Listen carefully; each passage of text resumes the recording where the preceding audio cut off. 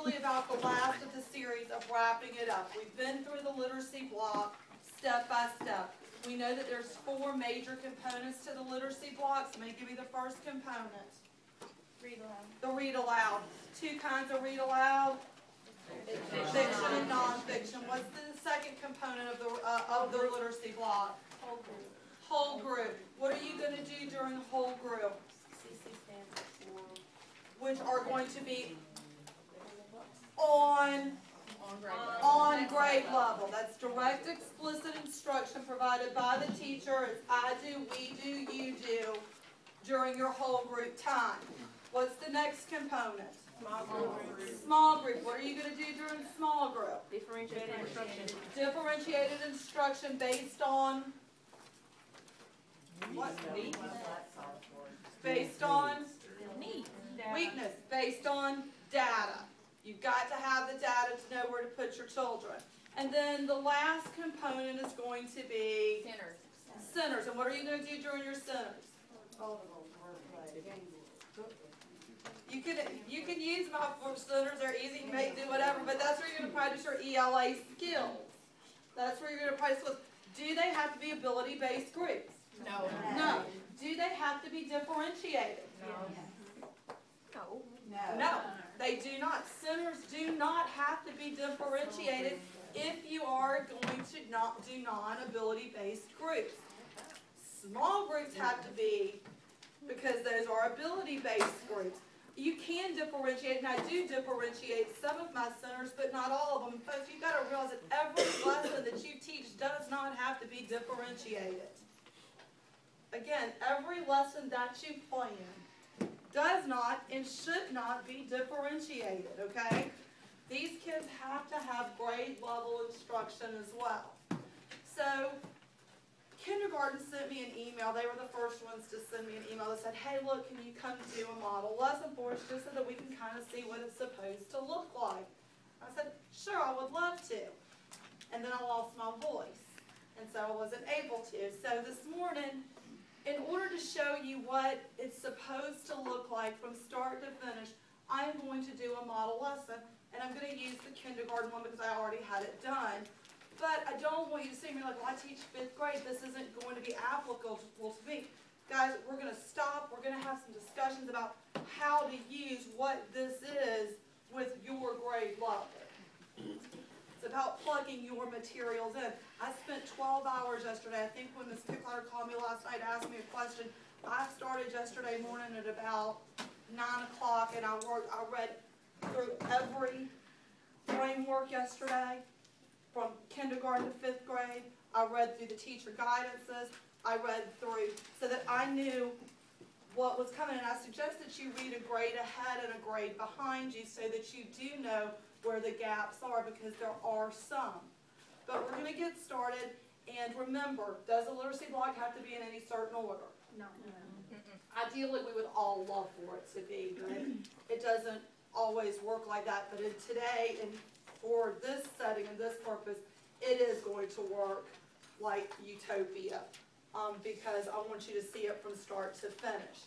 Now, I'm going to pretend like that I've taught you guys the first 15 days. We know the routines now. We've been through them. We know how to do them. We know how to go to our small groups. We know what to do when we go to centers. We're only using my 4 centers in here. You're going to know exactly what the expectations are, because that's what we did the first 15 days of school. I taught you that when you're done and the timer goes off, you stand, you wait for me to tell you where to go or to rotate or to do whatever. The next thing is the transition. Very quick, very easy, but it's very smooth. So we're going to start with Hug of War. And I tried to put a copy for everybody. This is one of the kindergarten short texts by Shel Silverstein. And I'm going to use this today not only as my read aloud, but I'm also going to use it as my small group instruction.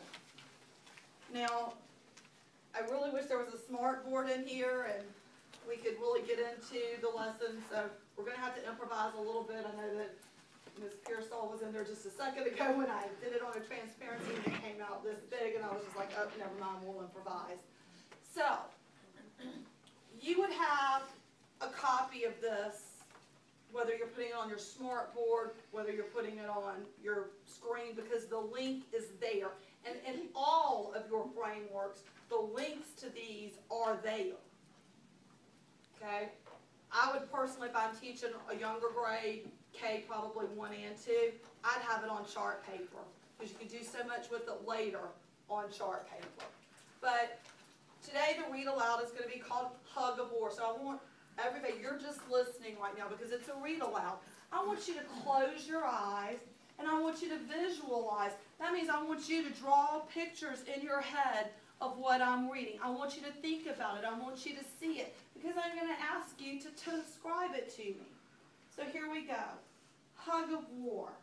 I will not play it Tug of War. I'd rather play it Hug of War, where everyone hugs instead of tugs, where everyone giggles and rolls on the rug, where everyone kisses and everyone grins and everyone cuddles and everyone wins. So, now somebody from this table, what did you see? What did you see in your head as I read that to you? I saw lots of kids giggling. Lots of kids giggling. Mr. Cooper, what did you see? I saw a tickle fight. A tickle fight. Okay? You saw kids that were actually, I was having flashbacks of Mr. West in the gym helping children pull on the rope, that it was not such a hug of war, it really was a tug of war. So, Neil, what I'm going to do is I'm going to take this and I want to talk a little bit about rhyming words. It's one of our standards, guys. We've got to learn about rhyming words. And in this, I see a lot of ugh words. So we're going to look at the word family ugh. So if I read to you, I will not play at hug of war. Someone give me an ugh word that they hear. Hug. Hug. How do I spell hug? Help me here. J. H. G. G. Hug. Let's look at the next line. I will not play it tug of war. Give me another ugh word. Tug. How do I spell tug? T. G.